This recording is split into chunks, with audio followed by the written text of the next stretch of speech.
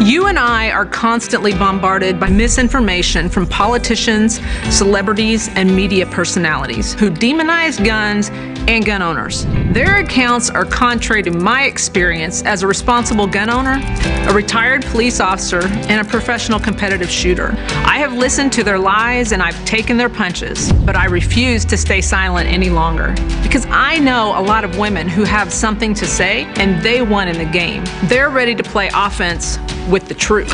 The truth is, we all want the same thing: to protect ourselves, our families, and to be safe in our communities. The DC Project is a nationwide grassroots organization made up of women from every demographic. We come from all different walks of life, but we are united in preserving our Second Amendment rights. As we share our experiences, we push back against gun control lies and oppose those who demand our rights be restricted. As an immigrant from Venezuela, I saw how easy it was for freedom to die. My family and I watched tyranny destroy our home. In Venezuela, the media, celebrities, and politicians repeated the same anti-gun messages until people found it normal and acceptable to give up their freedoms. The reality is, none of it is normal or acceptable.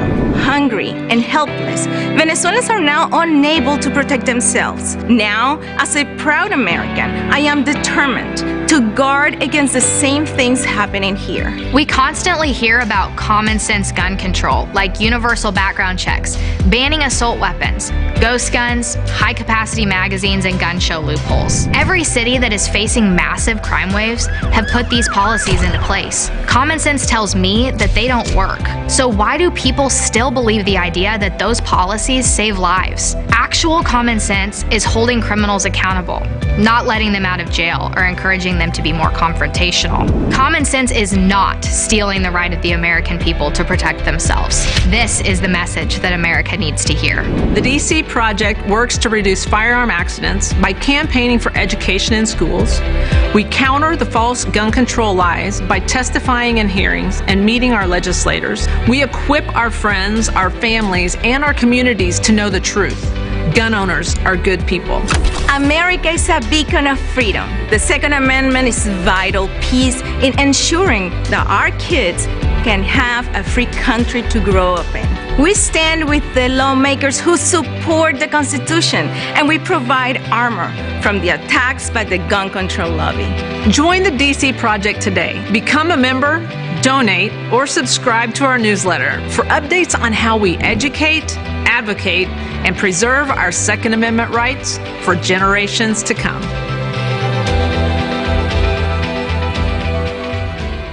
When people use a firearm in self-defense, they could be arrested or sued and face extensive legal costs. Firearms Legal Protection provides uncapped legal defense for any member who uses a legal weapon in defense of themselves or others, providing members with peace of mind in these difficult situations by covering all attorney fees and other benefits. Use code EOTT at firearmslegal.com for a discount on all membership plans. Protect yourself.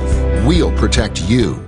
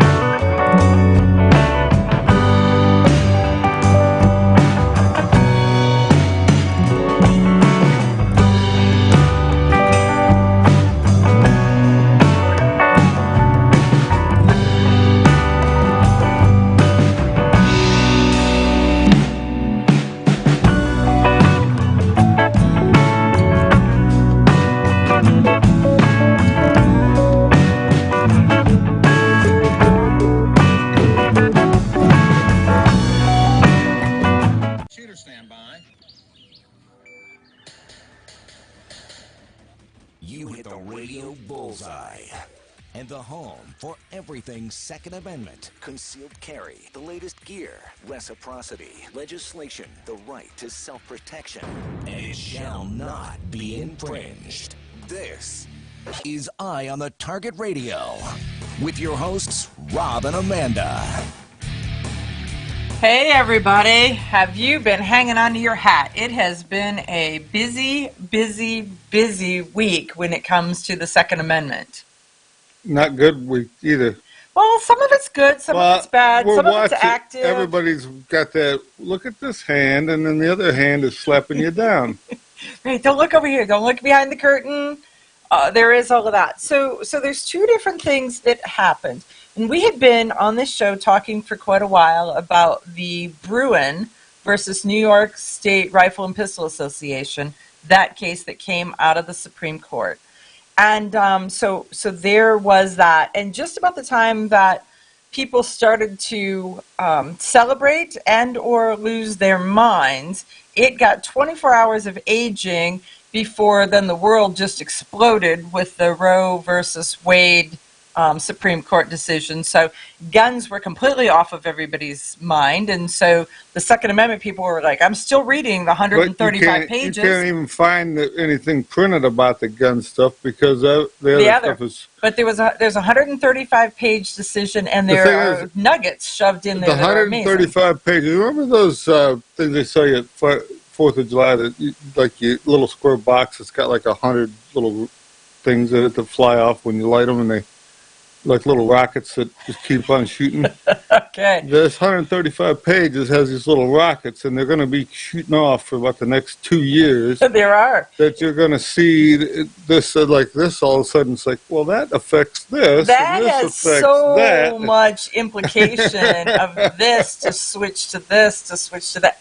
You're right, and that really is the case. So there is so much depth and breadth. Where when the Supreme Court 14 years ago, I think it was 14 years, 2008. Yeah, 14 years ago, June of 2008, they came out with the Heller decision, the Heller versus D.C. It was very focused, and it wasn't real expansive. They kind of put a little box around it and said, this is what we're talking about. This is what we mean. No, none of the rest of this. This is what we mean. Well, this time, they're like, here's the box. Let's throw this in. No, let's throw that in. Let's throw these other 5 things in there. So as you unwrap, there is a lot more in it. Well, and now they do know what shall not infringe means. It's just now they have to go through, start slapping people around until they get... So Clarence Thomas has defined exactly what it means when it says shall not be infringed. For years they were like, well, because the militia was mentioned and this and that, they weren't sure what all that means, and he kind of clarified that for them. So many things. So what's going to happen is that we're going to have Rob Morse on the second hour of the show to talk a little bit about some of the unwrapping, what he's seen, what he's got, what he's found. It's funny because if it wasn't that the left hated his wife so much that he would be the perfect guy to hear the gun thing until he come out with this statement, because they hate that part of it too. But they would want a... oh, you mean Clarence Thomas? Yeah. I was like, why does the left hate Rob Morse's wife? But okay, I got. They don't even know her. Okay. I was like, I'm very confused. Just saying, I'm very confused. You get like that a lot, don't you? No. Yeah, maybe. So a little bit of, yeah. We'll just go. Mm-hmm. Sure. So there is that. But it's going to be interesting to see what all is in there, how it gets peeled back, what it means. But the first thing that has happened is that the states that may issue concealed carry have to come back and now look at that and say that they cannot do it solely on may issue and is your cause good enough. But I seen where the new guy, I can't think of the one that had his calendar from high school. I couldn't believe that. But oh yeah, He says that the reason that they don't clarify why you're not qualified to have a gun. If all of that was listed in print so that you could say, yeah, I fit here or I don't fit there, that would be one thing. But since it's left kind of ambiguous and everybody gets to make a new decision whenever they see you, it's like, I don't like the way you look.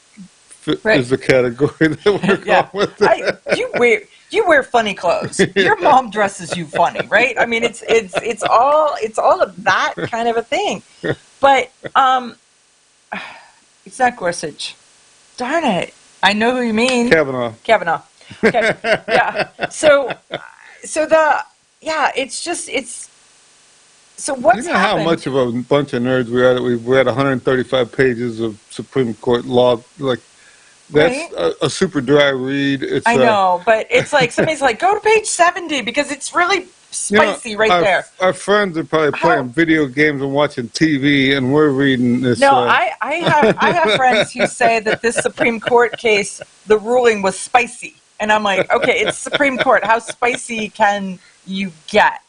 Right? I mean, I guess in one place, Clarence Thomas said something about... They threw a lot of money at mental health on this, so on the new... We haven't got there yet. But that may be for someone who thinks that this is spicy. There's some Supreme Court nerd mental health issues in the new gun bill. So because that's the negative side of what's happened this week. That's the hand that come by and slapped you while you were watching the other hand. Yeah, you were looking over there, and all of a sudden it just slapped you upside the back of your head, knocked your hat off, and you're like, wait, what? Huh? Yep. What's that? Yeah, so the Senate bill, it started in the Senate. We talked about it a little bit last week. It went Senate, it went House, and then the president signed it on Saturday. So it has extremely fast-tracked. And there's a lot to it. The Republicans sold you out, folks. There's 15 of them. Most of them aren't going to run for office again. Well, there's 15 on the Senate side, and then there's another batch of 14, 15, something on the House side. Right. You need to write their name on the refrigerator so you remember not to vote for them next time. We'll just say that we reside in Ohio, and there are several of the congressmen in Ohio. Some of them are not running again. And I have to say, literally have to say, that two of the congressmen who voted for this bill both represent the county in which I reside. One of them has already been booted, and he is not running again. And because we made it very clear that we didn't like his attitude on several other things. And the other one says that he's got an explanation. Well, I'm waiting to hear it. I can't imagine what it could be. So here's a statement from George Geller. He says that in New York City and a few years ago in San Diego, you had to be a politician or a celebrity to get a concealed carry license. Our sheriff has been better recently and will get even better with this Supreme Court decision. And that is really true. There is this public statement from one of the sheriffs that I pulled out and stuck in Rob's notes because... I had seen where one of the gun shops in New Jersey was posting that to stand by because they're going to redo their training program. So they're going to redo the training program. They're going to make that available. So what's happened is the states... We're going back and forth is confusing. But okay, so now we're going back again to talk about the Supreme Court case. The Supreme Court case that we are going to talk about is the fact that they have made it to where the states that have may issue licenses cannot have justification as to why you deem it necessary to have a gun, and they can't find your cause not good enough. You know, there are reasons, like if you are a prohibited person, then of course you're not getting one. But if you're just somebody that they didn't think your explanation was good enough, you know, you'd only been mugged 5 times and not 7 like the law demands, or some crazy, you know, whatever. The law really doesn't demand that. I'm just making that up. But so that was where it is. Now they're going to have to redo those. So there are people rushing everywhere to go and apply. And so those states are going to have to redefine what they're doing and how they're doing it.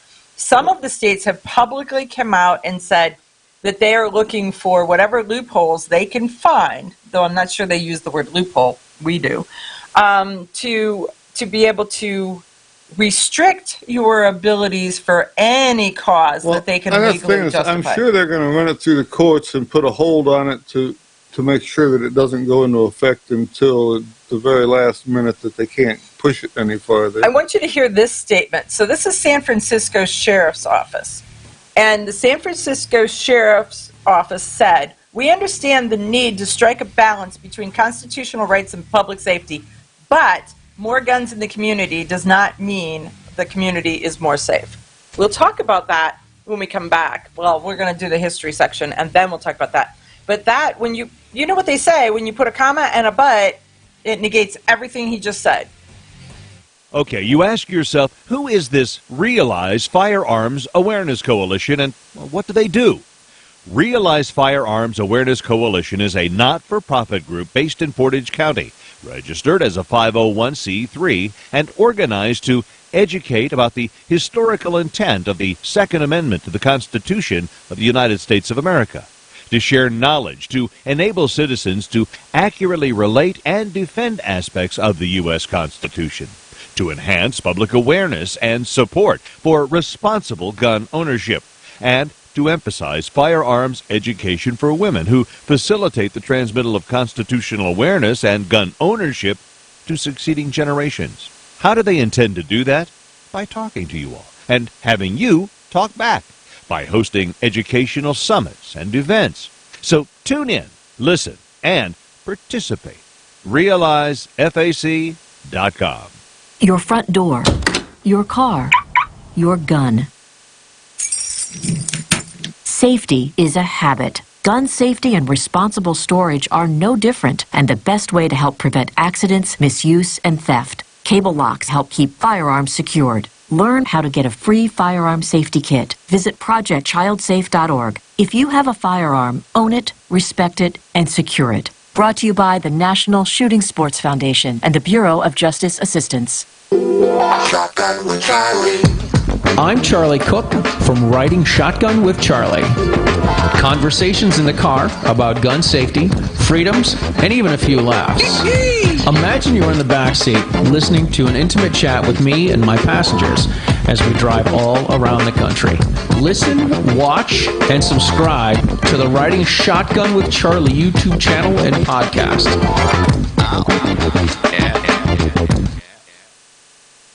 Grab your friends and head to Georgia to train with the Complete Combatant. The Complete Combatant offers a unique approach to self-defense training, layering the first signs of danger, lethal versus non-lethal decisions, and even surviving the aftermath. They offer premier firearms training with a Rangemaster certified instructor and host the top minds in our industry.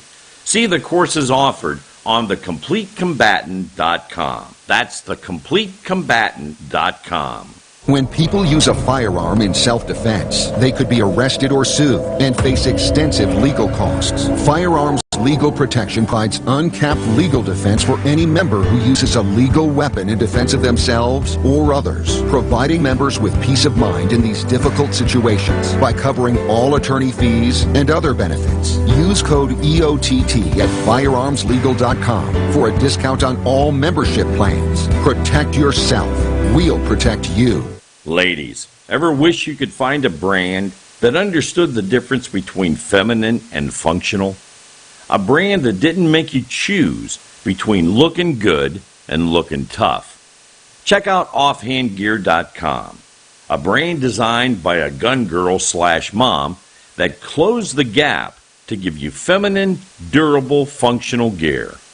Offhandgear.com, the brand that gets you. We all know rust is bad. To help keep rust from forming on your firearms, tools, and other ferrous-based items, you want to have Rust is Bad in your gun-safe toolbox and anywhere you want to be rust-free. Rust is Bad bolsters and G-strings deposit small, safe particles that coat your rust-vulnerable items. Save your valuable items with Rust is Bad. Go to www.eyeonthetargetradio.com and follow the link for more information. That's www.eyeonthetargetradio.com for Rust is Bad.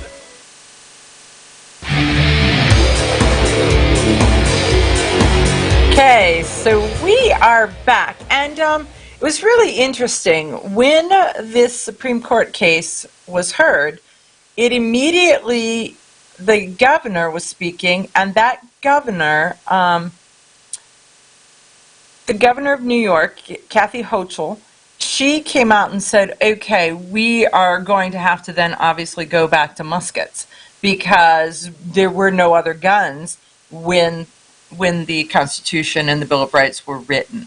So I thought, we're going to go to the history guru and say, what exactly was there? Was there anything? It took the 9mm away from everybody and gave them all a shotgun. So, okay. Do you feel better about everybody having a 12-gauge shotgun in their pants instead of? Okay. So they did have shotguns on, right? Most of the stuff at that time was smoothbore. There was some rifled things, but most of this, because it was so much faster to shoot smoothbore, and it was accurate out to about 25 yards without a problem. Most of the military stuff and a lot of the handguns were just smoothbore, which meant you could load them with a round ball or an actual shot or whatever you wanted to put in there, and but they also had this. Like, one was called a puckle gun, which basically was a chain gun. It had a... Okay, so go back. A puckle gun. Yeah, the guy's name was Puckle that built it, but it just had a... Unfortunately, his name was Puckle. It had it basically had a chain of chambers that run through, and then when they lined up with the barrel, it would lock in and shoot, and then go to the next. So basically like a machine gun, but a little bit slower motion, but still faster than a musket.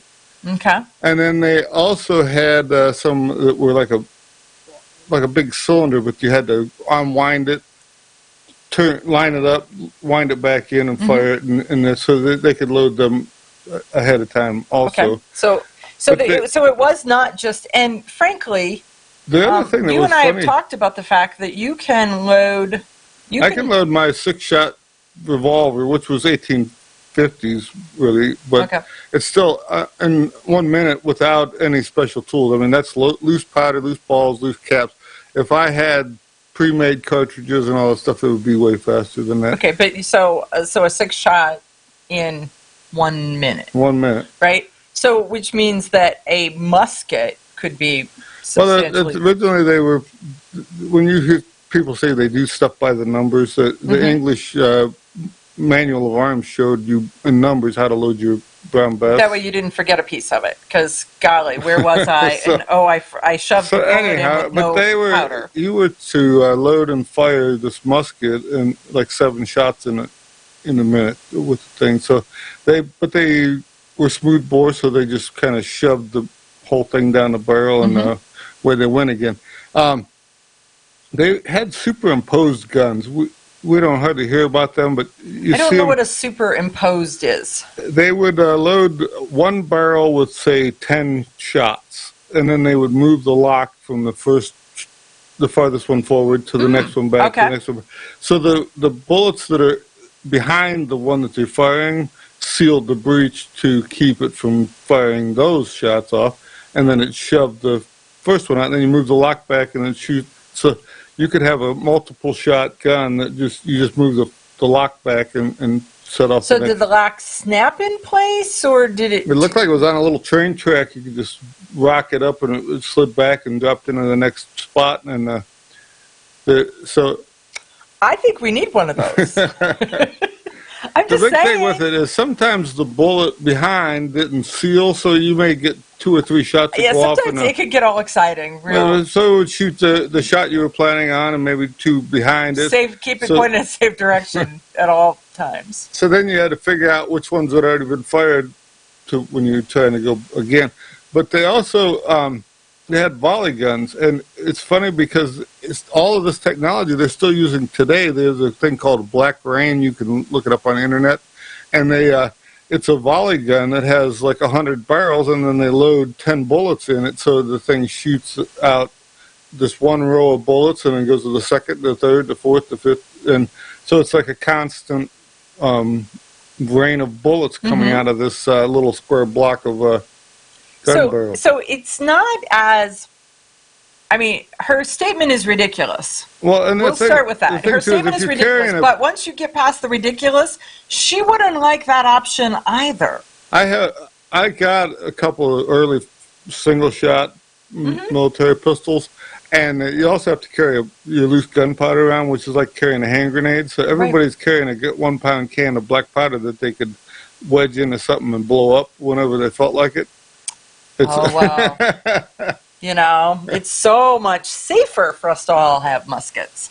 That's what she really wants us to have. That's the trouble is a lot of these guys, they talk, but they don't understand what they're saying, and so they just like to hear their head rattle, I believe, You're like, while they say. Wah, wah, wah, wah, wah. Yeah, exactly. So they just come out with these statements, and the sad part, the truly sad part, is they got a PR group, and they've got researchers. I looked it up. There's no law even today for you can have a battleship if you can afford one. So there's no international law, nor is there a law in the United States. You can have a fully armed battleship that's ready to operate. You can't legally shoot anybody with it without having good cause. So well, that's sort of like personal defense, right? So they're saying that and I've seen also that the English have a couple of aircraft carriers for sale. You can buy if you got about $200 million. Which means that dude that had the tank. I mean, they sell tanks and stuff like this all the time, and you're allowed to have that stuff.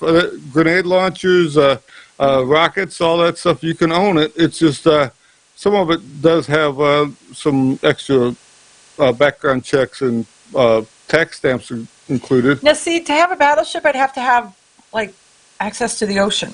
And then 200 close friends to operate. Come on, everybody, we're going on a cruise. No, because they'd all play the Gilligan music, right? That would be what they would be like. Oh, we're going on a 3-hour tour, right? No, yeah. Yeah, if you give this governor of New York all of her security detail, these 1855 Marshall pistols, they would love that. They'd have a great time with that. Yeah, the one I got's about 18 inches long. It's got a big brass end on it, so you can use it like a hammer because they were slow to load. So you were supposed to bash a lot of people with it. You could hit people with it while you were riding a horse, as opposed to, and they weren't made necessarily to carry easily, so most of the time they call them horse pistols for a reason, because they carried them on the horse. They would have two pommel set holsters that would hold on to them. Well, I could see why, because there's a spot where your concealed carry gun is kind of heavy. Switching to something. My 1850 pistol is 4 pounds 9.5 ounces empty. Okay. Grab your friends and head to Georgia to train with the Complete Combatant. The Complete Combatant offers a unique approach to self-defense training, layering the first signs of danger, lethal versus non-lethal decisions, and even surviving the aftermath. They offer premier firearms training with a range master certified instructor and host the top minds in our industry. See the courses offered on thecompletecombatant.com. That's thecompletecombatant.com. When people use a firearm in self-defense, they could be arrested or sued and face extensive legal costs. Firearms Legal Protection provides uncapped legal defense for any member who uses a legal weapon in defense of themselves or others, providing members with peace of mind in these difficult situations by covering all attorney fees and other benefits. Use code EOTT at firearmslegal.com for a discount on all membership plans. Protect yourself. We'll protect you. Okay, you ask yourself, who is this Realize Firearms Awareness Coalition, and what do they do? Realize Firearms Awareness Coalition is a not-for-profit group based in Portage County, registered as a 501c3, and organized to educate about the historical intent of the Second Amendment to the Constitution of the United States of America, to share knowledge, to enable citizens to accurately relate and defend aspects of the U.S. Constitution, to enhance public awareness and support for responsible gun ownership, and to emphasize firearms education for women who facilitate the transmittal of constitutional awareness and gun ownership to succeeding generations. How do they intend to do that? By talking to you all and having you talk back, by hosting educational summits and events. So tune in, listen, and participate. RealizeFAC.com. This is Cheryl Todd of Gun Freedom Radio, and I am proud to join Amanda Suffolcool and all the 50 women, one from each state, in our grassroots efforts to protect the Second Amendment as delegates of the DC Project. Grassroots organizations like the DC Project run on donations, so please consider donating to our GoFundMe/DC Project to keep the promise of freedom alive. Shotgun with Charlie. I'm Charlie Cook from Riding Shotgun with Charlie. Conversations in the car about gun safety, freedoms, and even a few laughs. Imagine you're in the back seat listening to an intimate chat with me and my passengers as we drive all around the country. Listen, watch, and subscribe to the Riding Shotgun with Charlie YouTube channel and podcast. Ladies, ever wish you could find a brand that understood the difference between feminine and functional? A brand that didn't make you choose between looking good and looking tough. Check out offhandgear.com, a brand designed by a gun girl/mom that closed the gap to give you feminine, durable, functional gear. Offhandgear.com, the brand that gets you.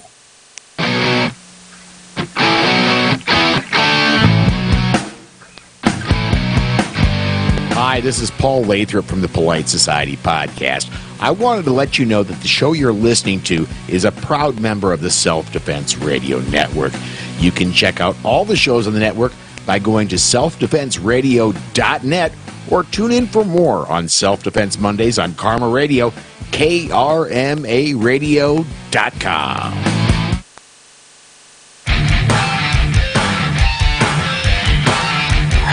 Hey, we are back. And since we ended the last segment with the world of ridiculousness, we decided that we would bring on our friend and author, Kat Ainsworth.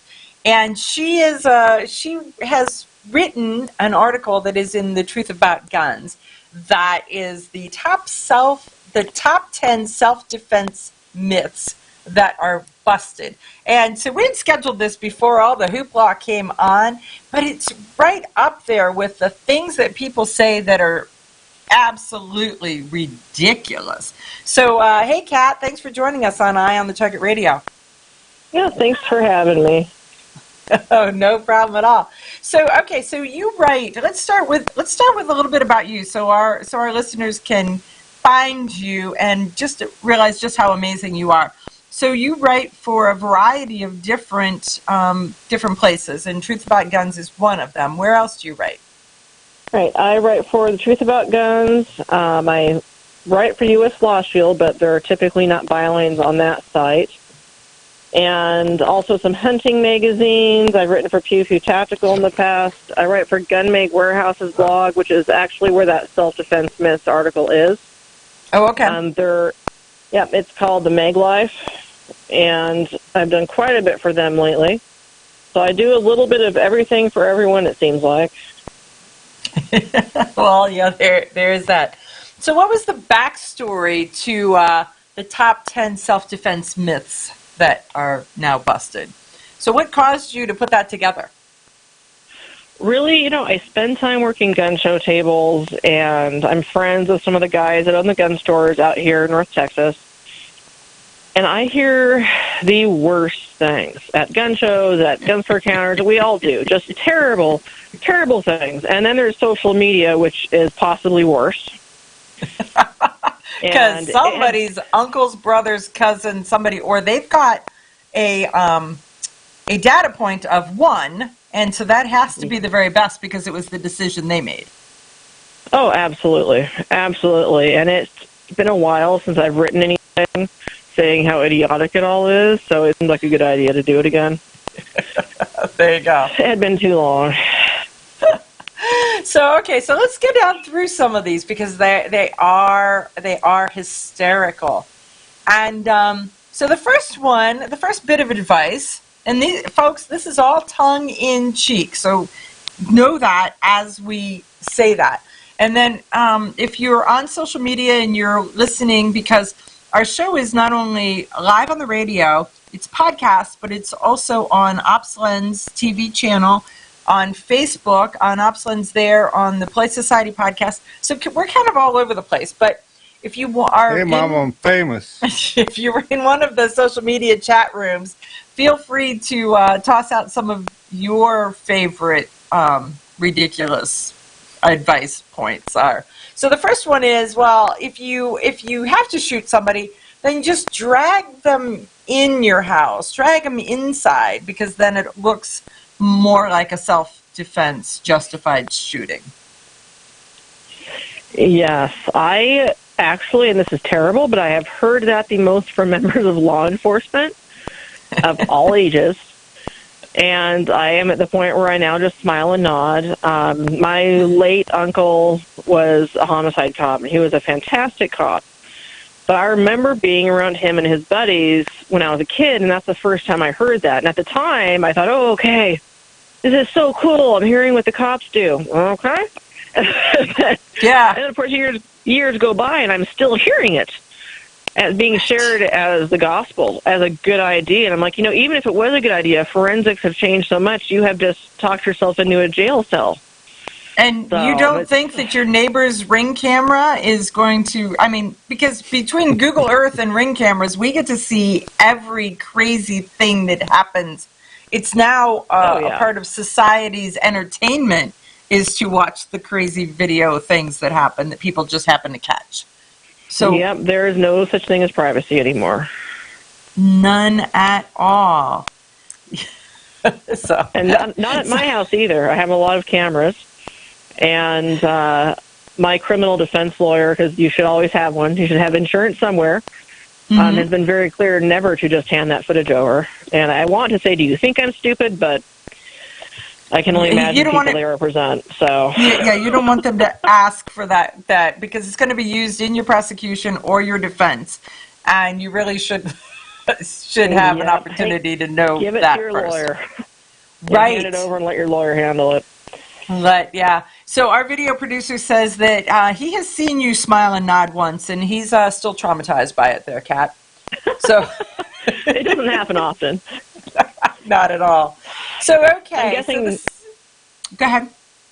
I was going to say, I'm guessing this is the same video producer who I did a Teams drill with, live fire, and accidentally left him behind. So, yeah. There you go. Yeah. So there you go. What's that? No man left behind? Well, unless you're traveling with Kat, then everybody's on their own, right? Pretty much, apparently. That's it. All hands on deck. So, okay, so the next bit of advice is to carry an unloaded gun. It's safer because statistics say that if there's a gun around, you're more likely to be shot with one than if there is no gun around at all. Oh, of course. It's completely logical. It's how it totally works.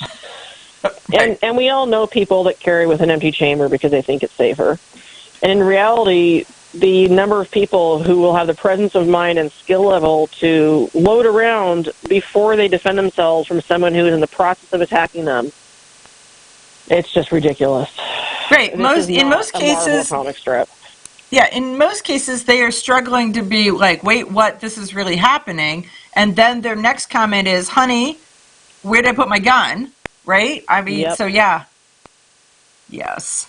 Okay, so here's one of our other comments is we don't need people entering our subways or movie theaters or restaurants with concealed weapons. That's what the New York governor has said. Well, it is another one of those self-defense fallacies because, dangerous criminals, they don't travel in any of those places. They're looking out for the good of the criminals. Pretty soon they'll have a shortage and they're going to have to start importing them. They won't have enough criminals to go around. Is that what we're? Right. That's it. But so we all know that's how it works. They see the no gun sign and they stop. And man, I can't go there, and they walk away. It's totally fine. Darn. Yeah, because illegal is illegal, and they wouldn't want to break that illegal law right before they want to murder you with the other illegal. A friend of mine, his wife has a locking box under the bed, and she keeps a gun in it. And she wanted to keep the gun with the chamber empty and for safety. And so they would do a drill, and she had to get in there, unlock the thing, and then rack the round into it. And So one time she was trying it under the stress of him screaming and Yeah, he beating. was kind of screaming, And so- kind of like Sergeant Carter and Gomer Pyle, you know. So he was, and she got her hand stuck in the mechanism of her Glock somehow. So the fat part of her, the side of her hand was wedged into the. And so now the gun is stuck to her, and he's still, now the yelling has commenced to a whole nother level, we'll just say. But it's, I mean, the explanation that I've heard that makes the most amount of sense to me is the folks who carry an unloaded gun also don't wear a seatbelt because they know that right before they get into a wreck, they can buckle up because they've got time to see it coming.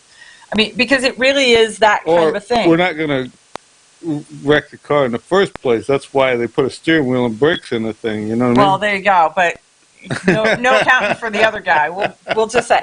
But when you really start to look at that, as you start to read the like the Armed American in the NRA magazines and listen to Rob Morris's self-defense gun stories, and you see how little time you actually have to put a gun into operation should you need it to save your life, you don't have time for that. And you may not have that second hand. You're busy fighting and kicking and pushing and shoving with it first. Right. Okay, so let's go on to self-defense insurance. That's it's a struggle with some states because they call it murder insurance. Because, of course, if you get self-defense insurance, your whole purpose is now you want to try it out. So it's premeditated at that point. Yeah, and it's a little bit of a fallacy that it's insurance anyway, because it really isn't, and it's really not like car insurance. I mean, they're not going to go out and buy you a new gun. It doesn't work that way. Mm-hmm. But a lot of people do not understand how any kind of carry coverage works. Or they think it'll be a waste of money, because if they actually have to use their gun to defend themselves, of course they'll be justified, and no one will question that. And that no isn't one how will it question works. that. Yes. Yeah. Yeah.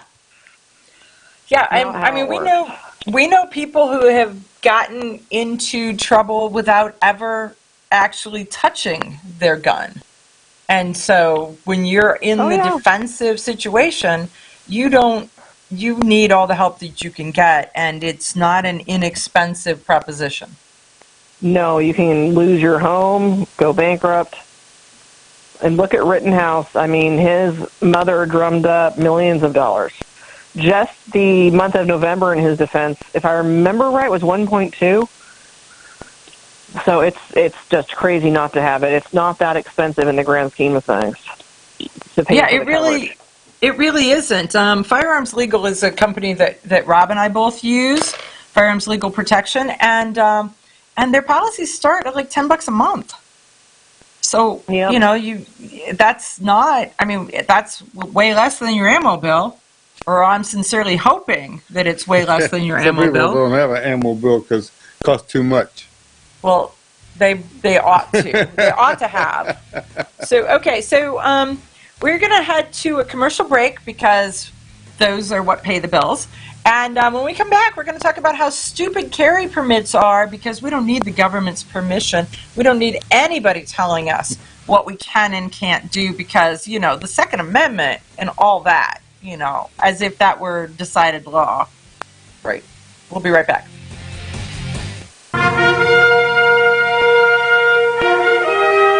Honest citizens like you protect themselves every day. We talk about it every week on the Self-Defense Gun Stories podcast. Were these gun owners lucky, or did they have a plan? How should we defend the people we love? We discuss recent examples on the Self-Defense Gun Stories podcast. Put us in your pocket.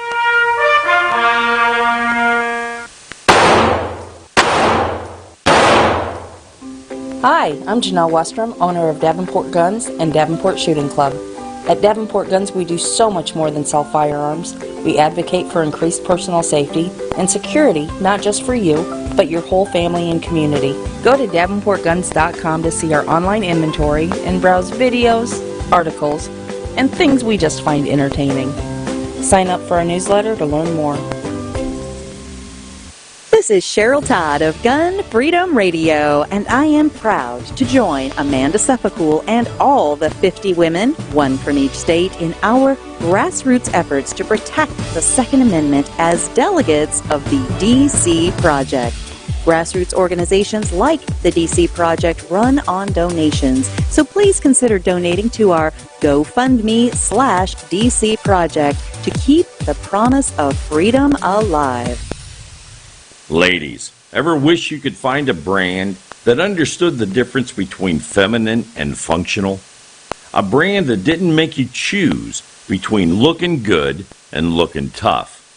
Check out offhandgear.com, a brand designed by a gun girl/mom that closed the gap to give you feminine, durable, functional gear. Offhandgear.com, the brand that gets you. Okay, you ask yourself, who is this Realize Firearms Awareness Coalition, and what do they do? Realize Firearms Awareness Coalition is a not-for-profit group based in Portage County, registered as a 501c3, and organized to educate about the historical intent of the Second Amendment to the Constitution of the United States of America, to share knowledge, to enable citizens to accurately relate and defend aspects of the U.S. Constitution, to enhance public awareness and support for responsible gun ownership, and to emphasize firearms education for women who facilitate the transmittal of constitutional awareness and gun ownership to succeeding generations. How do they intend to do that? By talking to you all and having you talk back, by hosting educational summits and events. So tune in, listen, and participate. RealizeFAC.com. Shotgun with Charlie. I'm Charlie Cook from Writing Shotgun with Charlie. Conversations in the car about gun safety, freedoms, and even a few laughs. Imagine you're in the back seat listening to an intimate chat with me and my passengers as we drive all around the country. Listen, watch, and subscribe to the Writing Shotgun with Charlie YouTube channel and podcast. When people use a firearm in self-defense, they could be arrested or sued and face extensive legal costs. Firearms Legal Protection provides uncapped legal defense for any member who uses a legal weapon in defense of themselves or others, providing members with peace of mind in these difficult situations by covering all attorney fees and other benefits. Use code EOTT at firearmslegal.com for a discount on all membership plans. Protect yourself. We'll protect you.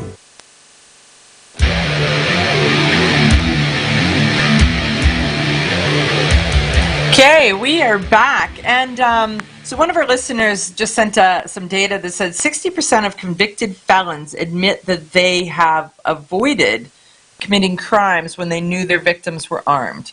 And so that nobody wants shot in the face. Well, there is, and it makes a whole lot of sense.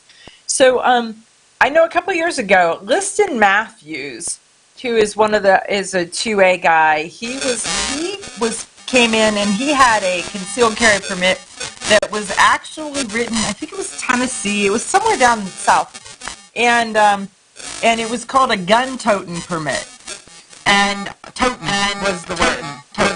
So how many people do you run into that just overall think that they're going to take their chances and not apply for a concealed carry permit?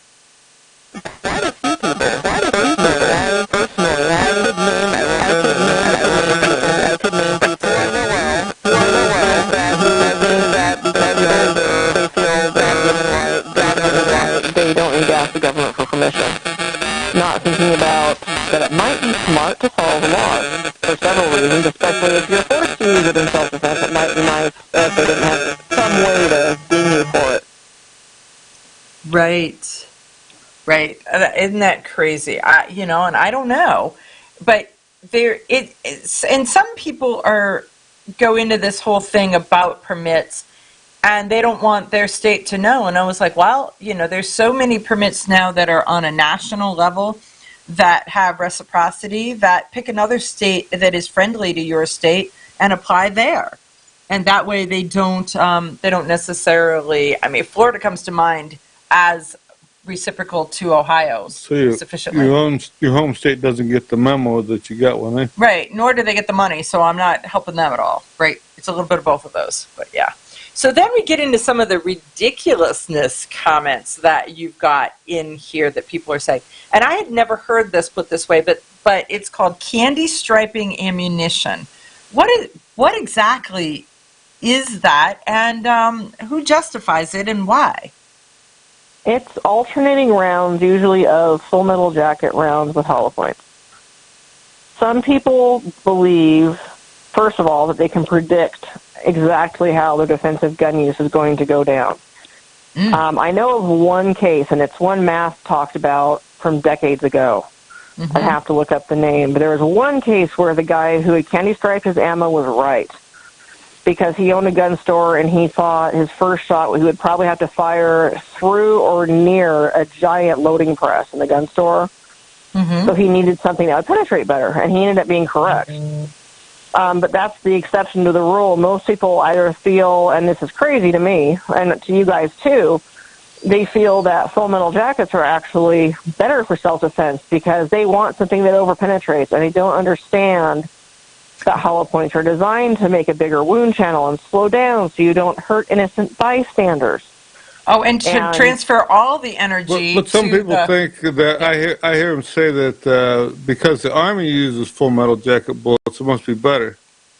Oh, God, the Army did that because, and I find it hilarious, that the Army, or not the Army in general, but oversight feels that it's cruel and unusual and inhumane to use hollow points.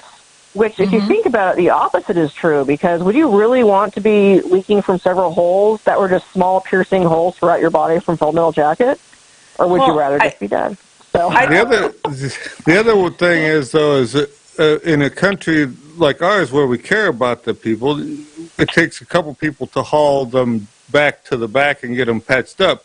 So you get more players off the battlefield than you would if you just stepped over them and kept going. Yeah, so attrition of forces is really how they're doing it. Their whole goal is to deplete the enemy's forces, and so that does it, or supposedly does it, as opposed to stepping over them. Yeah, so it's crazy. So this one, number 6, kick the door down with your attacker's boots.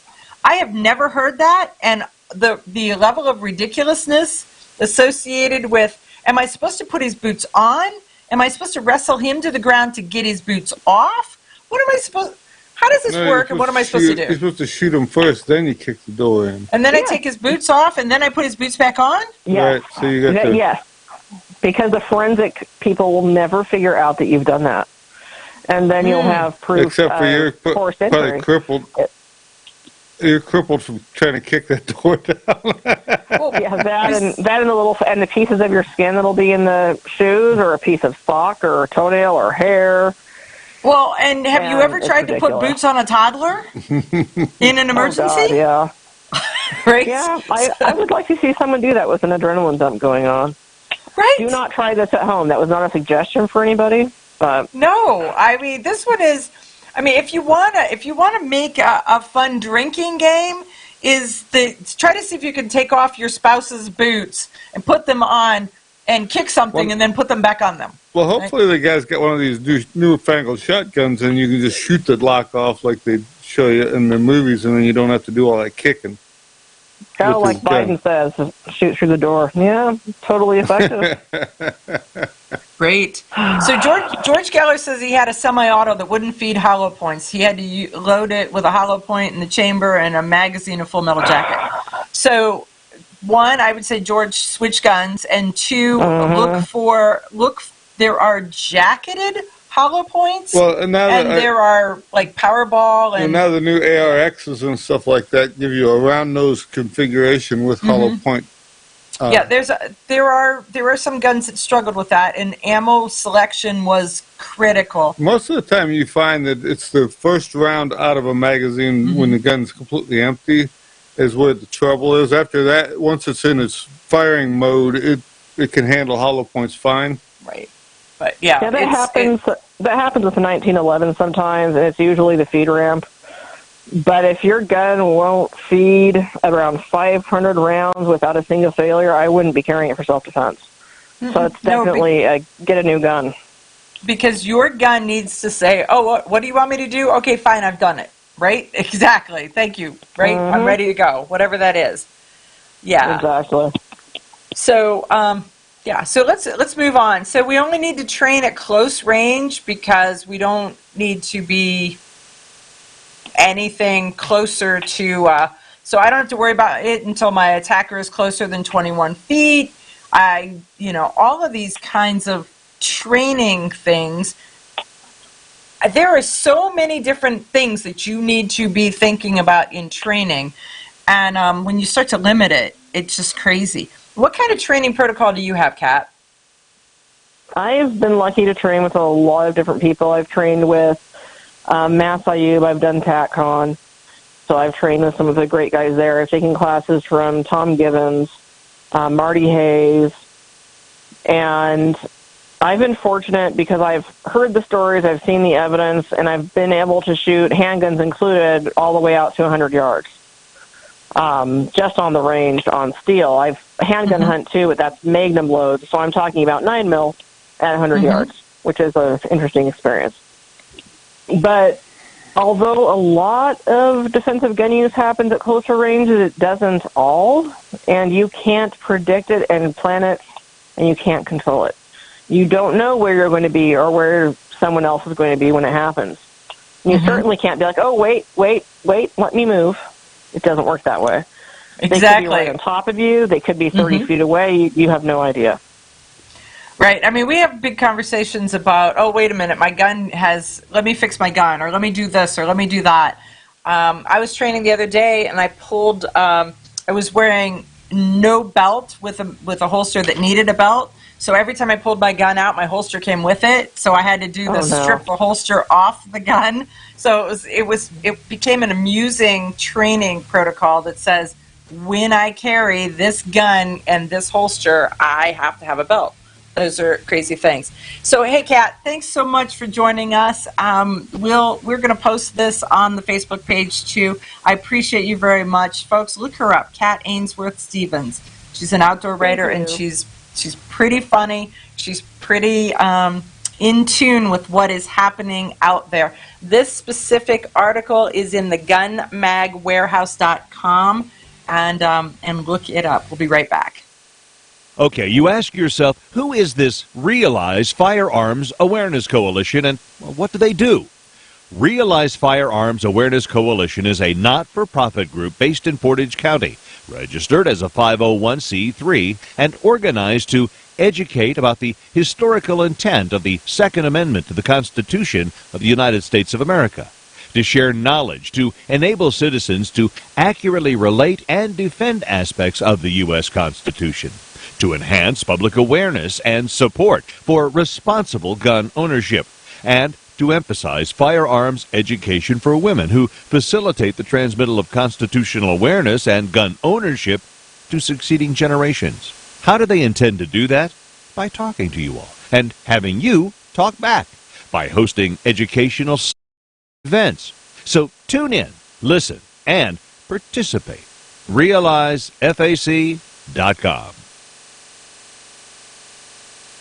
When people use a firearm in self-defense, they could be arrested or sued and face extensive legal costs. Firearms Legal Protection provides uncapped legal defense for any member who uses a legal weapon in defense of themselves or others, providing members with peace of mind in these difficult situations by covering all attorney fees and other benefits. Use code EOTT at firearmslegal.com for a discount on all membership plans. Protect yourself. We'll protect you.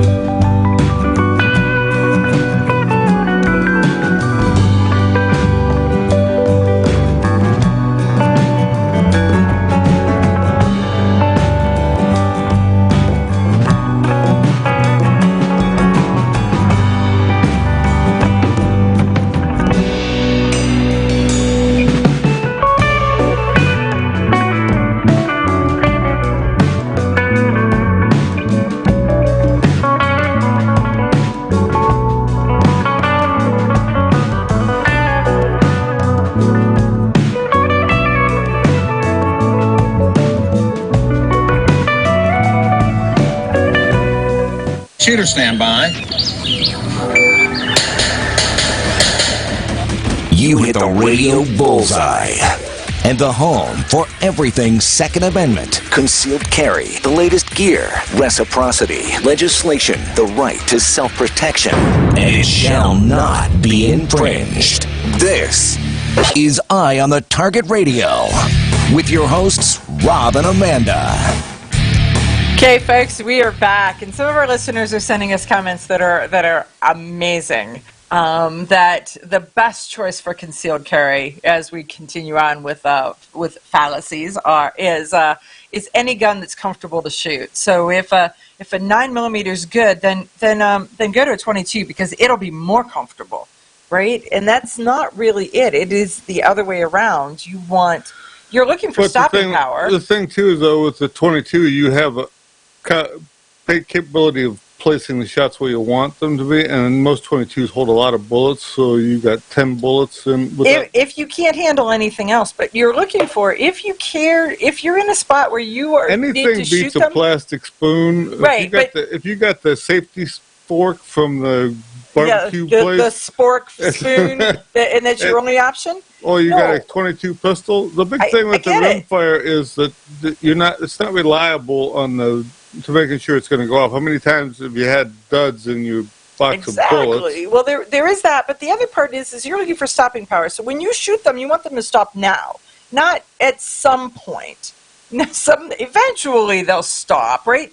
When they're hitting you in the head. You have to practice enough that you can put the bullet where you want to, because there's certain things that turn people off. And that just make them ache a little bit. And shut down the machine. I got shot placement matters, but you really want stopping power as a portion of that. And good ammo. So there's so many people who pick ammo based on price and price only. And your concealed carry gun. I know people that are carrying black Talon bullets still, and they haven't made any new ones since 1993. Just saying. So how old is your bullet? Well, it feels like 1993 was just a couple of years ago, but it was 20 years ago. just saying that. When somebody said something about 20 years ago, 93 was almost 30 years ago. 3, 2. Okay, got it. I'm just saying. I don't know. I had to get out my fingers to figure out how long I was married just the other day. That because that was the best bullet. Best. It had some really good press for a couple of weeks anyhow. Right. Yeah. Well, prior to that, there was a thing called Superval back in the 70s. Everybody, I know people that are still sitting on boxes of original Superval bullets because they were so good. Right. And so but 1970 was how long ago? Every year. Don't ask me to do the math. We'll just say, 52 years ago was 1970. And that's... the thing is that's... pistol bullets really didn't change from the Civil War until Superval, when Lee Juris come out with the Supervals in the late 60s, early 70s. That made the rest of the industry take notice, and they went to lighter than standard bullets at a higher velocity and stuff, try to make them. So like the 380 and the 32 Auto and all those were still loaded with the factory 1900 load that they started with, because the ammo company doesn't need to do any more research. We already know it. We already know that this makes them go bang. Well, and the other interesting part is that, like as George was saying just a little bit ago, was that his gun doesn't like this hollow point. Well, he said didn't like hollow points. There are some hollow points that when you look at the end of them, it looks like a crater, and other ones it looks like a pointy little nose with a hole in the middle of it. Well, back in the day, they used to call them flying ashtrays. And, so some guns wouldn't, unless you had your gun work done, it wouldn't function with those. But I had a gun that was picky like that, and Powerball became the ammo of choice for that gun for a while, until then the whatever that machined bullet is that we were just looking at that I can't ever remember. There's the ARX, And then, but that is a bullet that is a polymer, and this is an that's a all sinter copper bullet. underwood that you're using Yeah. now. So the all copper bullet is all machined, and it is pretty amazing as to what the ballistics look like. But I guess the point I'm making is I'm not trying to do a commercial for any ammunition company. I'm just saying that they are changing, ever changing, and there's new stuff coming out, and you need to be looking at it. Buy good ammo, practice with that ammo so you're sure it works, and then keep your eye out because new stuff comes out that's better. So just because it was good when you were a kid doesn't mean it's still the best thing on the block. Just saying. Yeah. So there is a bunch of that kind of information out there. Because concealed carry is a journey. It's picking the right gun, picking the right holster, picking where you carry it, how you carry it, what clothing you wear. Well, I know you dress like 1984. It doesn't matter. The thing is, you don't get to pick the spot, as they say, so you can't say when it's going to happen or anything. I mean, if you knew for today was the day, you'd take your biggest gun so that you were sure and lots of bullets with you. But if you carry every day, pretty soon your biggest gun and lots of bullets, it weighs you down to where you are less likely to carry the biggest gun. So now again. you want to carry a gun that you're proficient in, that you will have every day, and that's really the key to it. Is because you're right. You don't get, the bad guy gets to pick the time and the place and the circumstances. The only thing that you get to pick is, are you armed, the tool that you're going to have for self-defense, and the amount of training that you have with that tool. And hopefully you've practiced enough that the training you have comes into play and you don't just freak out and do stupid things. And so if you slow down for a second, pull your pistol out, use the sights, make that shot count. It may seem like you're in slow motion, but one shot makes it happen, and you don't have to look for hiding places or retreating or trying to learn to walk backwards. So DJ Play Nice says that Supervel is still around. Well, there's a new company that's doing Supervel. I know I've seen them in the blue press, but I don't know if they're related at all to the original company. It's like Henry versus Henry that are... Right. I mean, it was a nice name. A good name carries on through time and... Right. All of that. So, yeah. So that would be interesting to find out whether Supervel is the same Supervel or not. So let's go back and talk a little bit more about this sad for me, the gun bill that has just passed. So we have not had a gun bill go through Congress, go through the House, go through the Senate, be signed by the president since 1994. And we just looked at 1994 was how many years ago? What did you say, 28? Yep. Yes. So 28 years ago, and now we have this new gun bill that was fast-tracked. The funny part is this was fast-tracked through, but all the stuff that the president said he wanted isn't in there. The stuff that the anti-gun groups, like Mayors Against America or whatever it is, and against illegal guns, Mayors Against... But anyhow, all of these guys have a bigger... Their list, their shopping list. Yeah. Shopping list, and so none of that was in there. The big thing is a lot of this it did make it in there. It's probably going to go through the courts and be struck down as unconstitutional. But in the meantime, rights are going to be infringed on. Somebody's going to be killed because of the fact that this law made them wait or something. No. One of the first things that they're putting in is enhanced background checks for younger gun buyers. So they're saying that they have up to 10 days to conduct the background check for gun buyers under the age of 21, up from the current 3 days. So they have 10 days. So does that mean that they're going to take 10 days on every one now, so that they just automatically throw the brakes on, or is it? Right. I don't know. So there's two schools of thought on this. Bill Jordan, I talked to him one time years ago. Yeah? He was so deaf he couldn't hear any conversation. He couldn't hear anything, but Bill Jordan's talking about self-defense. It says, take your time, but do it quickly. Right, be in a hurry about it. Be in a hurry, yeah. Exactly. I mean, when you think about it, if you watch the Dirty Harry movie, you've all seen the orders coffee, and then she puts a ton of sugar in it, and he comes out, and then he goes back in. He's in nice and slow. He does what he is trained to do, uses his sights, makes the shots count, and gets the job done instead of being in a hurry. I mean, there's other movies. What's the Harley Davidson and the Marlboro Man, where they just shoot at all kinds of stuff without ever aiming at anything. So I don't know. You have to make me watch a movie. So when you were like, you should this watch is the that movie. one. It's funny because the one guy's complaining about how much bullets cost, and the other one says, "Here they come, and they're spending a fortune." So there we go. Okay. So, folks, we'll be right back after this. We'll continue to talk about this new gun bill.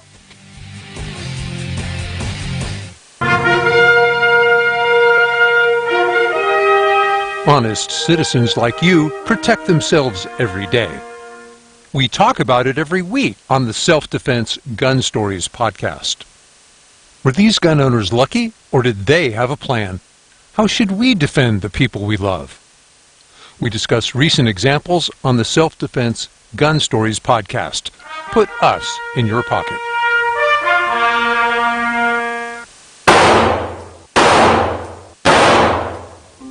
Hi, I'm Janelle Westrom, owner of Davenport Guns and Davenport Shooting Club. At Davenport Guns, we do so much more than sell firearms. We advocate for increased personal safety and security, not just for you, but your whole family and community. Go to davenportguns.com to see our online inventory and browse videos, articles, and things we just find entertaining. Sign up for our newsletter to learn more. Your front door, your car, your gun. Safety is a habit. Gun safety and responsible storage are no different, and the best way to help prevent accidents, misuse, and theft. Cable locks help keep firearms secured. Learn how to get a free firearm safety kit. Visit projectchildsafe.org. If you have a firearm, own it, respect it, and secure it. Brought to you by the National Shooting Sports Foundation and the Bureau of Justice Assistance.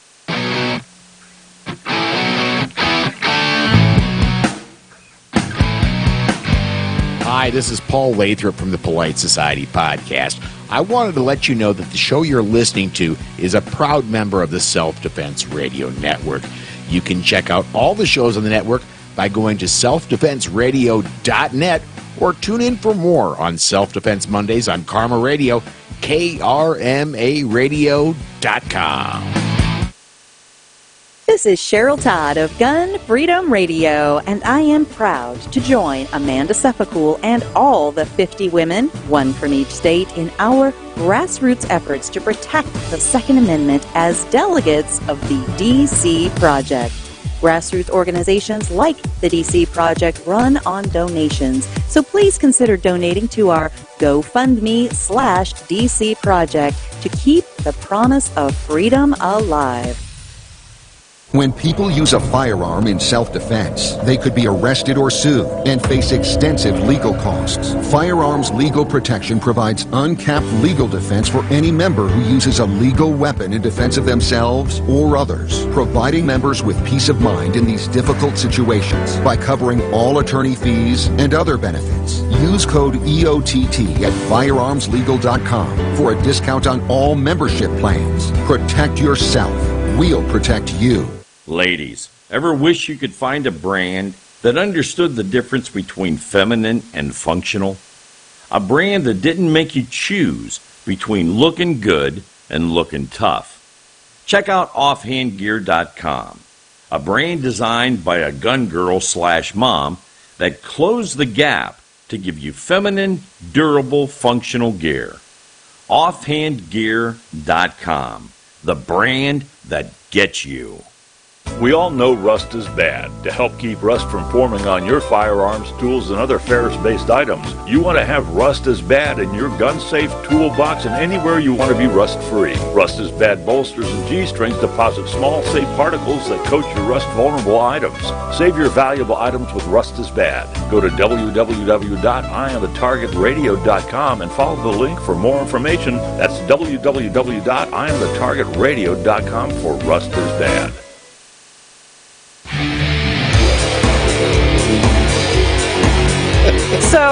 So we're back, and we're talking about this new bill this new law that just passed through both the House, the Senate, and the President signed. So there's a lot stuck in it. So one of our listeners says it takes 30 days for a check to be issued before they will issue you a purchase order, 21 years or older, 30 days in New York City. So I wonder, is this going to cause a run on people wanting to buy a gun now, since they can? I don't know. It's going to be interesting. So one of the things that they're doing for younger gun buyers is the juvenile records. 4 or 2? Both. 2. It is to them, but they say it's for them. Yeah. It is that mental health. So you and I, and I'm talking the collective you, everybody who's on the other side of my voice knows that when you start to talk about mental health, you say how mentally ill is too mentally ill. How do you get, if you're ill, do you get better? How do you get released from it? All of those kinds of things. And so they're going to use juvenile records, including mental health, for the decisions on buying a gun from 18 to 21. But the thing that happens to that is who reports. Who's going to report it? Are they going to file it? Are they going to put it in the record? And that thing, is it going to get to where the parents won't allow the school to give them the Prozac or whatever, because it puts it on their permanent record? I don't know that. I don't know that either. But the interesting part is that this, like the Clinton gun ban, this portion has a sunset date on it. That it's a 10-year trial to see what would happen. The next one that is in there is incentives for states to implement red flag laws. Well, I understand, and someone else can correct me, but when it says an incentive, does that mean that they pay extra if they catch one? No, so I now think that you they're might just be a going to give victim because it's worth $20 or something. I think they're going to give states that implement red flag laws. They're going to give them money, and states who say no, you're not. So you're not intruding on my citizens. They're like, no money for you. I just figured it was like when the state patrol has the ace thing on his front bumper, like he's the number one hunter killer for the neighborhood. Right. That's me. He's hunting, killing, and I don't know. This whole thing. So the red flag laws, the mental health stuff. So red flag, you don't need any justification. So all of a sudden, I believe that it's already been stated by the Supreme Court or by one of a state's Supreme Courts that is you are not able to face your accusers. So the whole issue with red flags, but somebody who's a lot more informed than I can fill me in on that. Because you don't get your day in court till after it's said and done. Right. So you don't have a chance to face your accuser. They just get to say it with nobody saying anything. So guess what? I don't like you because you ate all the pizza last Saturday night, and so I'm gonna make you pay. Right, whatever that is. Well, that's the thing. They're going to end up with a lot of. They're going to be busy in the courts just because, they swat each other in the inner city to. Well, they do it based on video games and stuff like that because they think it's amusing. So there's some stuff going on with this that it's going to be interesting to see if they can get it through. And, Michael says that red flag laws didn't do anything for any of the school shootings. Exactly. And in a lot of the school shootings, they were willing to murder someone in their family first. So whether it is to get a gun or whether it was to shoot just mom or shoot the grandma or whoever to get to where they were going. So there's some stuff. There's a lot of stuff in there. The other one that has a lot of people very concerned. So some of this is, I want to see how they peel this onion. I want to see what they have to say about it, because now they're closing the boyfriend loophole, is what they call it. Well, I would think that girlfriend loophole is the same thing, so a spurned lover. So anybody that you have dated now can be in the category to be able to charge you with domestic violence and be considered a domestic abuser. Now remember that in the domestic abuse sections of the law, that is the only section that you don't have to be found guilty, you just have to be accused of. And so now this ties to that, and we'll see. We'll see how this turns out. I am a skeptic. It's funny because if you read some of the other stuff, they're saying that less and less people are dating and getting married because both of them are wacko, but I think a lot of it is because it's hard to bring a woman home if you live in your mom's basement still and you ain't got a job, or you only got a 2-day-a-week job at the McDonald's. Maybe. It's hard to bring a woman home. Maybe. Look at my humble abode. It's very, very humble. Don't mind the laundry over there in the wash machine. Right? Yeah, there is that. So it's going to be interesting as this is. Now, the next part is, this is where we get into the HIPAA laws, in my opinion, is the funding for mental health and for school safety. So I am all for funding school safety, hardening schools, arming the teachers, anything that it will do to harden a school and to make that. But that's not what they're going for. They are going for additional funding for school personnel and adults who interact with minors to respond to mental health issues. We're back to HIPAA laws. We do the timeout chair thing instead of actually penalizing someone. And so when you're going to harden the school, which is going to leave the next place open. So where do you want to be at that's not the school? So are they going to start shooting up the grocery store, as that happened in New York? Are they going to go to the hospitals where they do that? Also, make sure that you're unarmed. There's so many places. Can we militarize every location, or do we actually start penalizing the perpetrators for doing the stuff? I don't know. We've got, there's a lot coming on to it. And then the other part is they have tougher penalties for illegal purchases. That's called straw purchase. It's already illegal. So now it's super duper double illegal. And that's where we go. And when we come back, we're going to have Rob Morse. And Rob Morse is going to talk with us a little bit about the Supreme Court and Rob Morse stuff. Grab your friends and head to Georgia to train with the Complete Combatant. The Complete Combatant offers a unique approach to self-defense training, layering the first signs of danger, lethal versus non-lethal decisions, and even surviving the aftermath. They offer premier firearms training with a range master certified instructor and host the top minds in our industry. See the courses offered on thecompletecombatant.com. That's thecompletecombatant.com. When people use a firearm in self-defense, they could be arrested or sued and face extensive legal costs. Firearms Legal Protection provides uncapped legal defense for any member who uses a legal weapon in defense of themselves or others, providing members with peace of mind in these difficult situations by covering all attorney fees and other benefits. Use code EOTT at firearmslegal.com for a discount on all membership plans. Protect yourself. We'll protect you. Okay, you ask yourself, who is this Realize Firearms Awareness Coalition, and what do they do?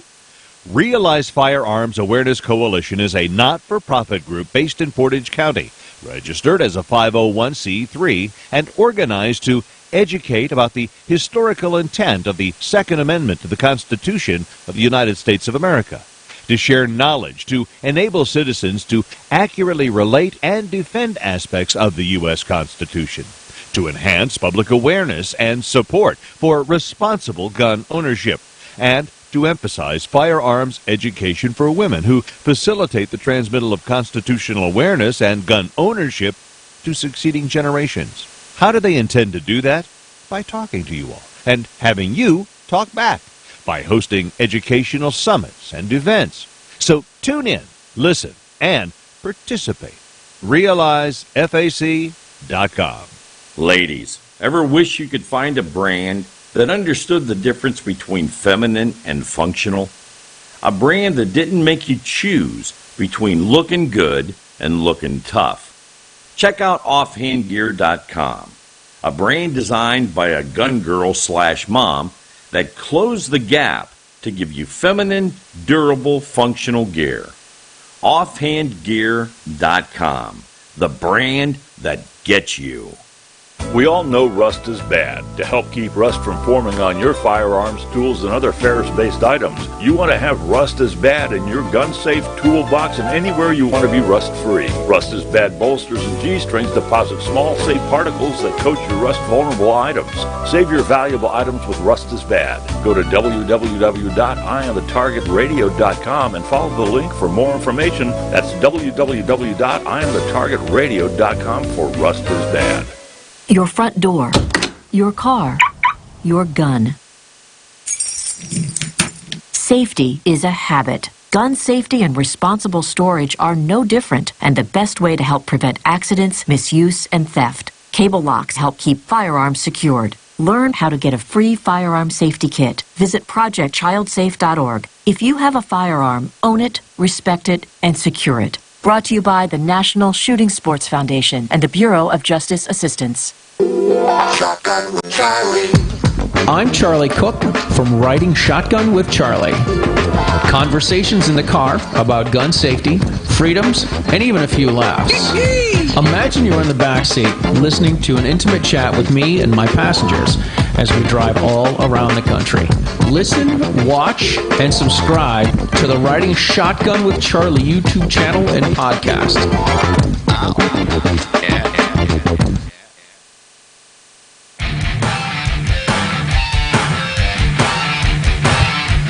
Okay, so we are back, and with us we have Rob Morse, and Rob Morse is the he is the brains behind the self-defense gun stories and the smooth talking voice there, and he's also very, very active in the Play Society podcast and so many other places and things. So Rob Morse, thanks for joining us.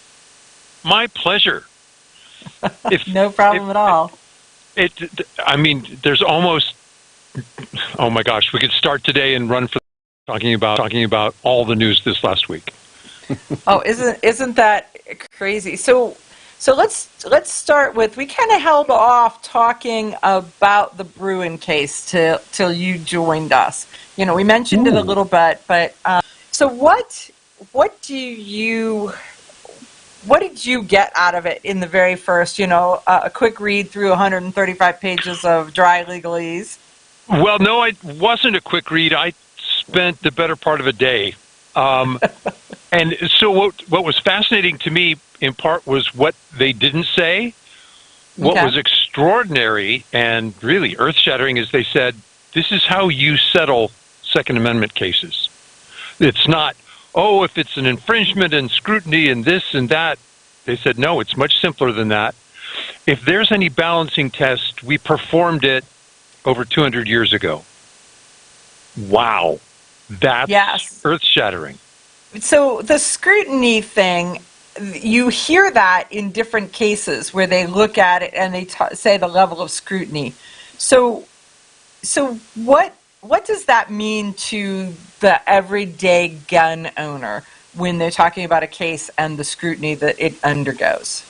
Okay, so in an appellate court, a federal appellate court, perhaps in a state court, they may say, yes, we understand that you'd like to get a permit, but the state has a need to regulate firearms for public safety, and we think our way's better, so you don't get a permit. Okay, so the fact that there could be, the government made a good excuse, that's called rational basis. We have a little bit of evidence, and it once might have been this way, so no, you don't get your permit. And strict scrutiny says you get your permit unless the state can show a compelling need and there's no other way to accomplish their goal. That what they're doing is the least intrusive way that can get them what they need. And the U.S. Supreme Court said, none of that applies. If you have a question, go see what we did in the 1790s. And no, it's that blunt. What's amazing, and what they don't talk about, one of the things that's going to be, I'm going to look for.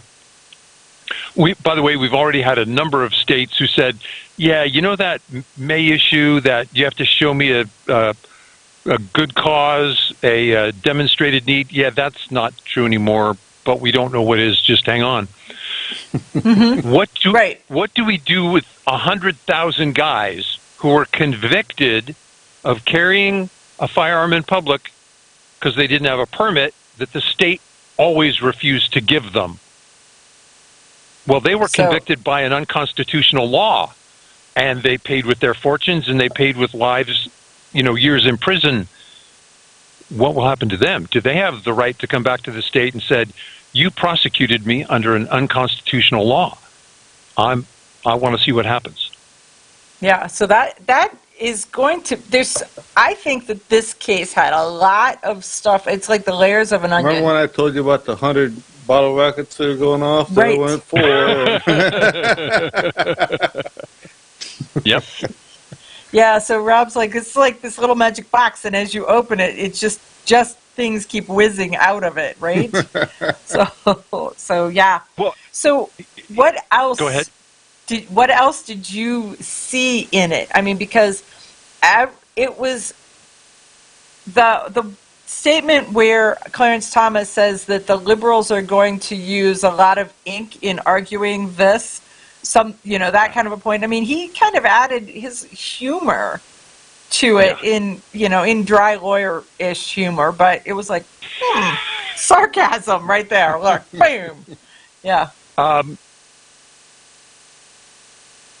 One thing that bothered me is, I went back, dug up some history texts.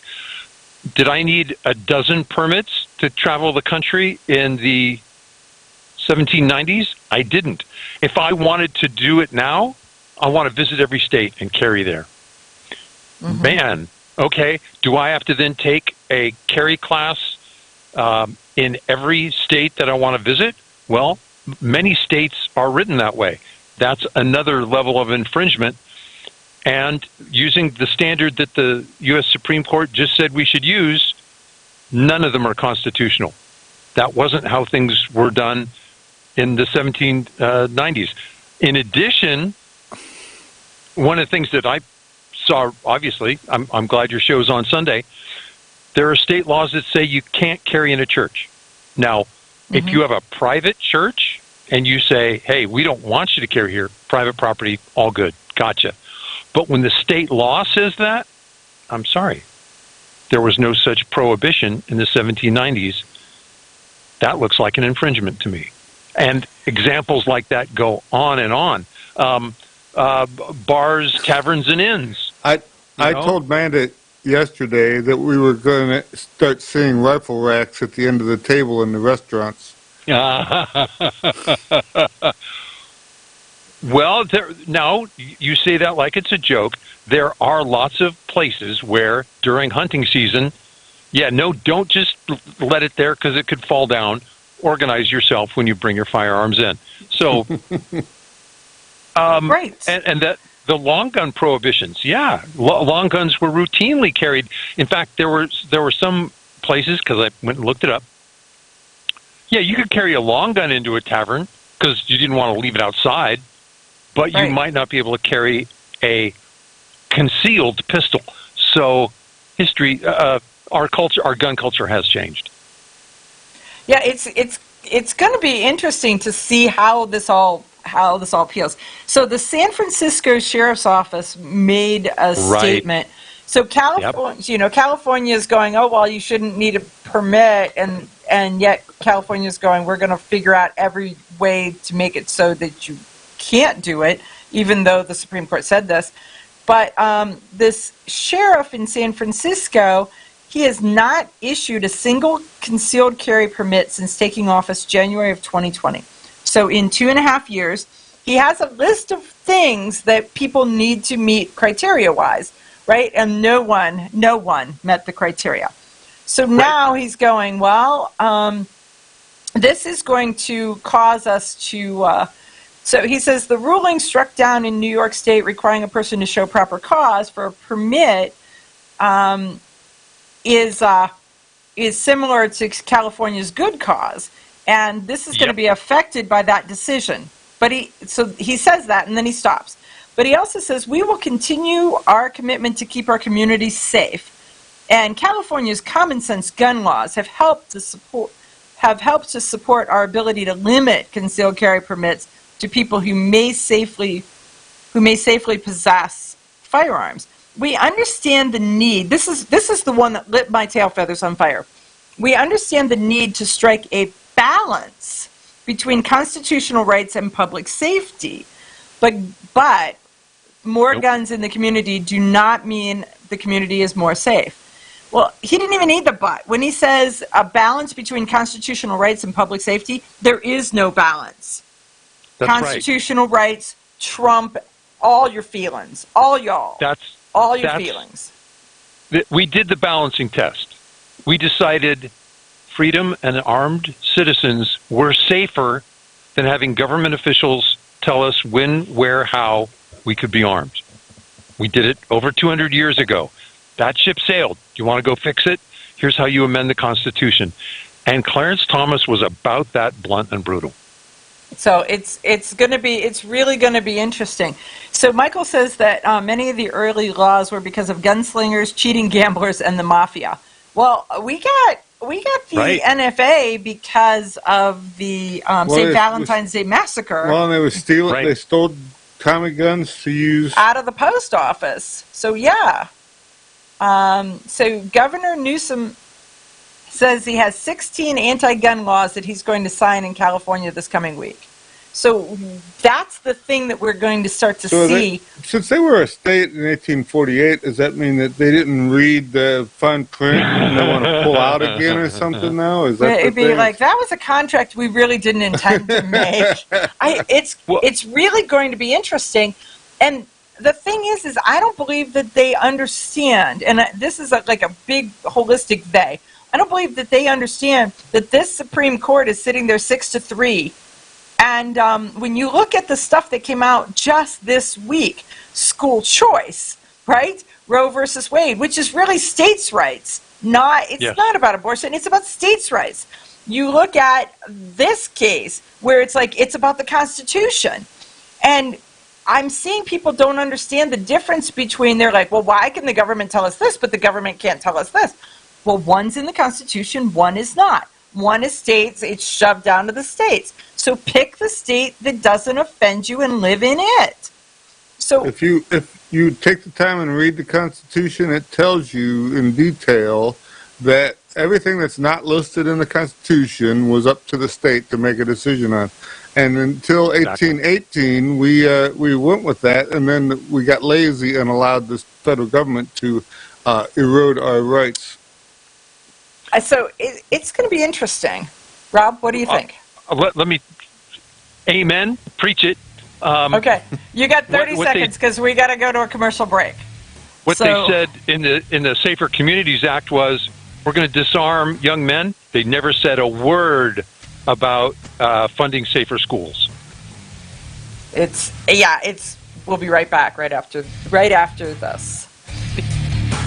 Much more to peel on this.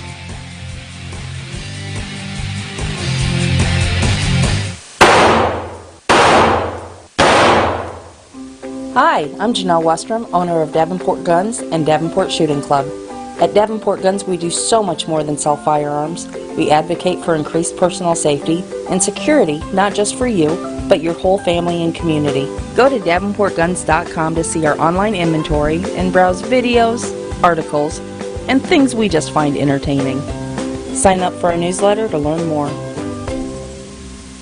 This is Cheryl Todd of Gun Freedom Radio, and I am proud to join Amanda Suffolk and all the 50 women, one from each state, in our grassroots efforts to protect the Second Amendment as delegates of the DC Project. Grassroots organizations like the DC Project run on donations, so please consider donating to our GoFundMe/DC Project to keep the promise of freedom alive. Ladies, ever wish you could find a brand that understood the difference between feminine and functional? A brand that didn't make you choose between looking good and looking tough. Check out offhandgear.com, a brand designed by a gun girl/mom that closed the gap to give you feminine, durable, functional gear. Offhandgear.com, the brand that gets you.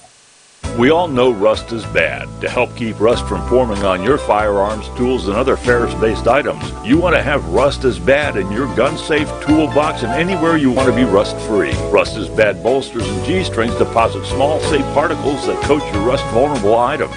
Save your valuable items with Rust is Bad. Go to www.eyeonthetargetradio.com and follow the link for more information. That's www.eyeonthetargetradio.com for Rust is Bad. Okay, you ask yourself, who is this Realize Firearms Awareness Coalition, and what do they do? Realize Firearms Awareness Coalition is a not-for-profit group based in Portage County, registered as a 501c3, and organized to educate about the historical intent of the Second Amendment to the Constitution of the United States of America, to share knowledge, to enable citizens to accurately relate and defend aspects of the U.S. Constitution, to enhance public awareness and support for responsible gun ownership, and to emphasize firearms education for women who facilitate the transmittal of constitutional awareness and gun ownership to succeeding generations. How do they intend to do that? By talking to you all and having you talk back, by hosting educational summits and events. So tune in, listen, and participate. RealizeFAC.com. Your front door, your car, your gun. Safety is a habit. Gun safety and responsible storage are no different, and the best way to help prevent accidents, misuse, and theft. Cable locks help keep firearms secured. Learn how to get a free firearm safety kit. Visit ProjectChildSafe.org. If you have a firearm, own it, respect it, and secure it. Brought to you by the National Shooting Sports Foundation and the Bureau of Justice Assistance. Grab your friends and head to Georgia to train with the Complete Combatant. The Complete Combatant offers a unique approach to self-defense training, layering the first signs of danger, lethal versus non-lethal decisions, and even surviving the aftermath. They offer premier firearms training with a range master certified instructor and host the top minds in our industry. See the courses offered on thecompletecombatant.com. That's thecompletecombatant.com.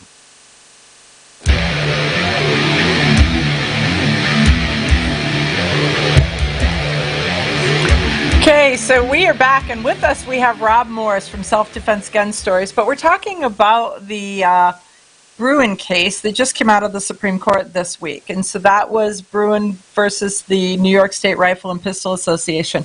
The interesting part is how many organizations have said, we won, right? We did it. Well, New York State Rifle and Pistol Association was the group that brought this case. They really are the ones. I mean, I belong to the DC Project. We wrote an amicus brief and put it in there. So we're in the history books with it. Actually, they mentioned us. They mentioned Operation Blazing Sword and Pink Pistols in the decision. But that doesn't mean that it's our case. And I sort of think that the NRA is unless they funded it for New York State Rifle and Pistol Association, I think the NRA is grandstanding. And Rob, what do you think? Success has a lot of uncles, and failure's an orphan. Yep. Okay, there you go. So did you know if the NRA funded it for the New York State Rifle and Pistol Association? I mean, because we know it takes millions of dollars to get a case to the Supreme Court. What I do know is Paul Clement, the former Solicitor General, who was the lead attorney for the plaintiffs, he was asked to leave his law firm after he won, because they said, you're attracting 2A clients. We're not really comfortable with your conservative client base. And he said, okay, see ya. So I assume this was a D.C. inside the Beltway connected law firm, and he just said, yeah, no, they don't want to protect human rights. An interesting comment on D.C. law. We're getting bad press, right? Because the sky is falling, like San Francisco sheriffs that you mentioned just before the break. We forget that there were public defenders in New York City and Chicago who said, we want our carry permit scheme overturned because it's racist.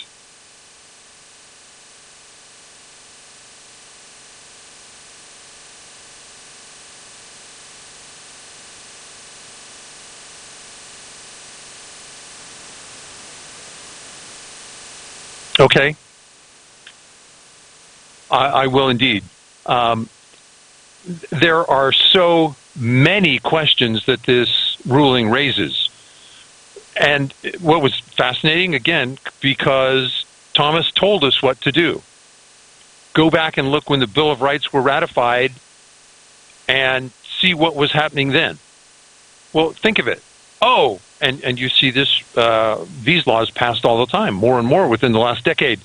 We'd like you to keep your guns inoperable when you're storing them at home. Does that occur to anybody that if it's inoperable, it won't let me defend my family at night?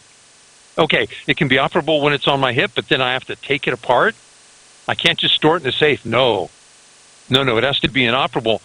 Well, that law was no part of the history and tradition of bearing arms when the Bill of Rights were ratified. That tells me that that law is unconstitutional, and we now have a standard to judge it. Wow. That's earth-shattering. Okay, here we go. You and I can't carry in the secure area of an airport. Maybe I get that. Maybe not. But New York said, we don't want you to be able to carry a firearm on the subway, on the ferries, on the trains. Well, okay, let's back up. What was the status of the right to keep and bear arms? Because that existed before the Constitution and the Bill of Rights were ratified. Well, think of it. I mean, go back. The cutting-edge mass transportation of the time was ferries, barges, stagecoaches. You could carry on all those. So we were told that we're supposed to draw analogies between practice then and practice now. That tells me that all those laws that we see passed in the last decade that say, yep, no, can't carry on the subway, that's unconstitutional. Hey, Rob, I am back. I'm sorry. We lost all power here where I am, and it's like, it was like, okay, this is, let me run to the outside where I've at least got signal to be able to call in. So you've been running the show without me? Where were we? Where are you? I talked about how earth-shattering this case is because it said, go look at what our rights were when the Bill of Rights codified the Second Amendment. Things like, could we carry on mass transit of the time? Because New York has said, look, we barely want you on the street, let alone in your car, in a tunnel, on a train. Well, but wait a minute. In the 1790s, you could carry on ferries, on barges, on stagecoaches. That was high-speed, cutting-edge mass transport of its time. Okay. And that's sort of where we had Rob talking about the different guns that are out there because that's where the New York governor was saying, well, we're going to go back to muskets. And so it's kind of interesting. Where do you think these states because there are what, 8 May issue states. Where do you think they're going to go, and how many of them are going to go like California that says, "Oh, I've got 314 anti-gun laws that we're going to pass because the Supreme Court says we can't do this, so we're going to peel the onion in a completely different way"? Well, a lot of them are going to run right into a legal challenge. Think of the Safe Communities Act that they just passed, where they said we're going to treat 17, 18, 19-year-olds different than 21-year-olds. And I'm going, fellas, that's not how they were treated in the 1790s, so go for it. Because I think that's a winnable case. Here's another one. We've invented all kinds of gun-free zones that are publicly funded, like stadiums.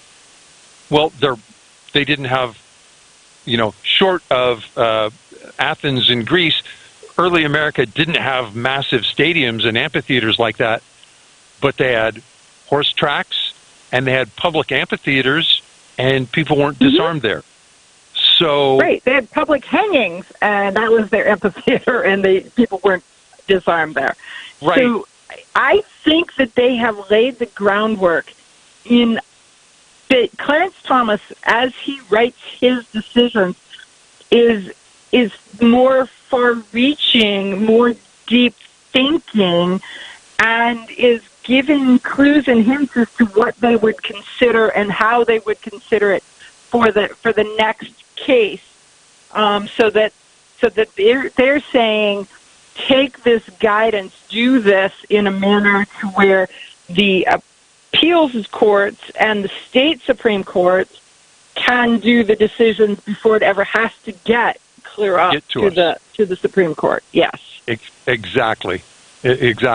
And now we'll see if the district courts will actually obey the law. On the other hand, the appeals could be really short. Overturned and remanded. See what we said. 3 lines. Go away. Right. And so they just take a stack of them and say, okay, we're going to do all these, boom, send them back. Kind of like what last year, 2 years ago, when they took that whole stack of gun cases that the Supreme Court was like, well, we're going to look at this and we're going to stack these up to see if they're covered in the same way. And then they made the top case moot and they sent everything backwards. It's been fun. It has. I can't see a clock, so we've got till 58:40. So we should have a minute. Okay. So folks, I want to apologize for the technical difficulties. That's what happens when you have live radio. I want to thank Rob Morse for joining us from Self-Defense Gun Stories and for all the research that he does and the deep thinking that he does. So this has been an interesting day, an interesting week when it comes to gun stuff. We'll have more next week. So tune in then, and thanks so much for listening to Eye on the Target Radio. We'll catch you next week.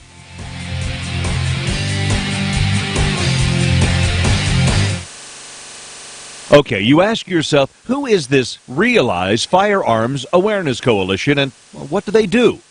Realize Firearms Awareness Coalition is a not-for-profit group based in Portage County, registered as a 501c3, and organized to educate about the historical intent of the Second Amendment to the Constitution of the United States of America, to share knowledge, to enable citizens to accurately relate and defend aspects of the U.S. Constitution, to enhance public awareness and support for responsible gun ownership, and to emphasize firearms education for women who facilitate the transmittal of constitutional awareness and gun ownership to succeeding generations. How do they intend to do that?